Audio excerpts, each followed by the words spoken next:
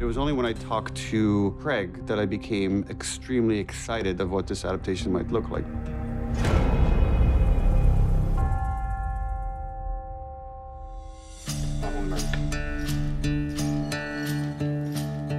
We asked Nico Parker to play an incredibly challenging part. We have to fall in love with her. And she also has to be a specific kind of person, very different than the person that Joel is going to meet later in the episode in the guise of little Ellie. It was important for us to present the audience with a Sarah that we felt we could follow for the rest of the series. She's almost the protagonist until disaster strikes. Something that Nico Parker and Pedro Pascal pulled off gorgeously. Nico Parker, my original daughter, my Sarah, she is the person that I live for. Without her, I don't have purpose. He's the best. I could not ask for a better on-screen dad. A lot of the time with acting, you're not always seeing what you're reading and what the audience is seeing. So a lot of the time you're kind of making up in your head, which on one hand is really amazing because you can create this whole narrative in your brain that then you get to follow through with. But on the other hand, it's like you're watching someone die and you're just staring at like a patch of grass and like, the amazing thing about Fort McCloud is it was like you could just really immerse yourself because it's all in front of you. Like any time where I was scared, I was genuinely really scared. Dad? Oh, shit. And I just remember being like, oh my God. We are not sick! So this is how it begins. It begins with tragedy.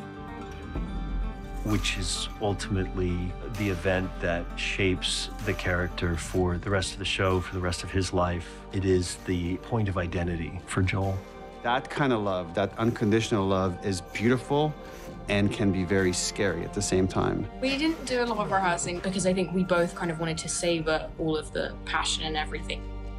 The feeling I had after the first take of adrenaline. The emotion there is heartbreaking, and it's ugly. The way she dies is not pretty. It's not meant to be pretty. Her death is the fulcrum point for everything.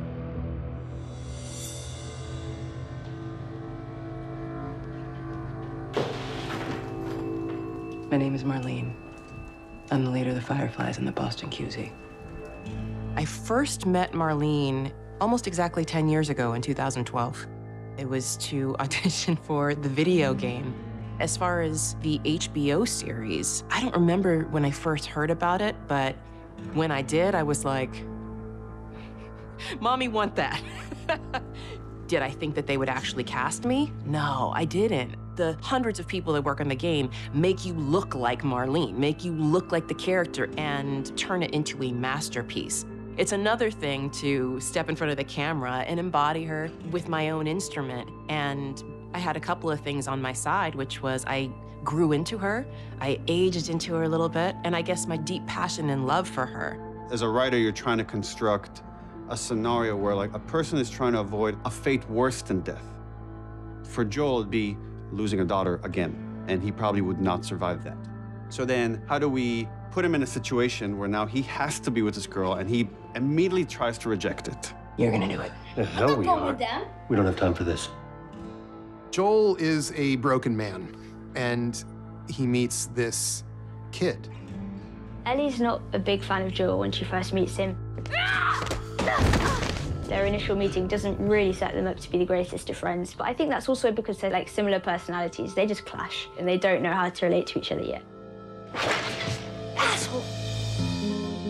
In the final moments of this episode, Joel forgets that the girl that is standing behind him is not his daughter. Primitive instinct takes over. He can't help but act. Something else took control of him in a similar way to how the cordyceps does, except for him, it's a version of love. The most remarkable thing about that moment is that when Ellie watches him beating a man to death, she is activated. Earlier in the episode, when Sarah sees him killing this old woman who's infected, who he has to kill, You killed her. she cries.